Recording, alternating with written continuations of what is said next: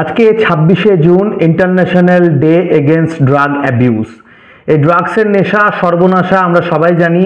এই ড্রাগসের নেশা যদি দীর্ঘদিন ধরে চলতে থাকে তাহলে শারীরিক, মানসিক, পারিবারিক, সামাজিক সব স্বাস্থ্যই কিন্তু খারাপ হয়। এই ড্রাগের নেশা ছাড়তে গেলে সবার সমন্বয় সহযোগিতার প্রয়োজন হয়, অর্থাৎ চিকিৎসক, মনোবিদ, মনোরোগ বিশেষজ্ঞ, কাউন্সিলর, এদের সবার কিন্তু একটি সহযোগিতার প্রয়োজন হয় এবং অবশ্যই পরিবারেরও সহযোগিতার প্রয়োজন হয়। এই ড্রাগসের নেশা ছাড়ার জন্য চিকিৎসকের পরামর্শ অবশ্যই নিতে হবে এবং চিকিৎসকের পরামর্শ নেওয়ার পাশাপাশি যেটি গুরুত্বপূর্ণ সেটি হচ্ছে কাউন্সিলিং করা। কাউন্সিলিং করা কেন? তার কারণ হচ্ছে যে কাউন্সিলিং করেই কিন্তু যে সমস্যাগ্রস্ত ব্যক্তি, যিনি সমস্যার মধ্যে রয়েছেন, ড্রাগ অ্যাবিউজ করছেন, তার মনোবল বাড়ানো এবং তাকে ঠিকঠাক গাইড করা খুব প্রয়োজন আছে এই মুহূর্তে।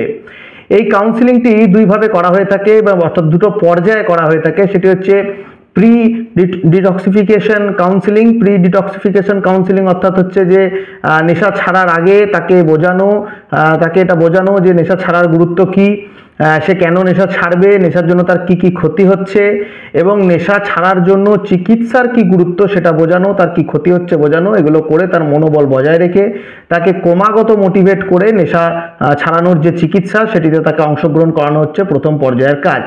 তারপরে যখন সে সব রকম সহযোগিতা নিয়ে নেশা ছেড়ে দেবে, তারপরে যেটা হচ্ছে পোস্ট ডিটক্সিফিকেশন বা ডি অ্যাডিকশন কাউন্সিলিং সেটি অর্থাৎ সে যাতে পুনরায় আবার নেশাটি শুরু করে না ফেলে তার জন্য তার মনের জোর বজায় করানো এবং তার সাথে তার পরিবারের সম্পর্ক উন্নত করা।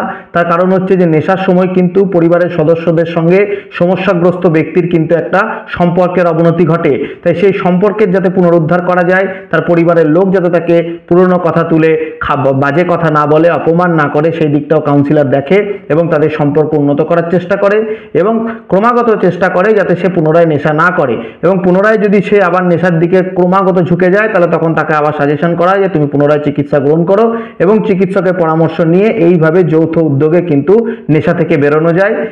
এর ক্ষেত্রে একটি প্রথম প্রতিবন্ধকতা আসে, সেটি হচ্ছে যে সমস্যাগ্রস্ত ব্যক্তি অর্থাৎ যিনি নেশা করছেন, ড্রাগসের অ্যাবিউজ করছেন, তিনি কিন্তু সহজেই কাউন্সিলরের কাছে বা চিকিৎসকের কাছে যেতে চান না।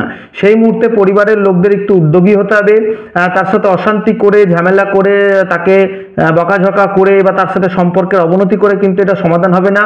প্রথমে আপনারা একজন চিকিৎসক বা কাউন্সিলরের কাছে পরামর্শ নিন, তাকে কিভাবে, কি বলে, কি দেখিয়ে আগে প্রথমে চিকিৎসকের কাছে বা কাউন্সিলরের কাছে আনা যাবে সেটার জন্য কিন্তু পরিবার আগে থেকেই চিকিৎসক বা কাউন্সিলরের কাছে অর্থাৎ এই যে যারা প্রফেশনাল রয়েছেন তাদের কাছে সহযোগিতা নিতে পারেন, আলোচনা করতে পারেন যে কিভাবে তাকে প্রথমে এই বিষয়টিতে মানে নেশা ছাড়ার যে যাত্রা সেটিতে আনা যাবে।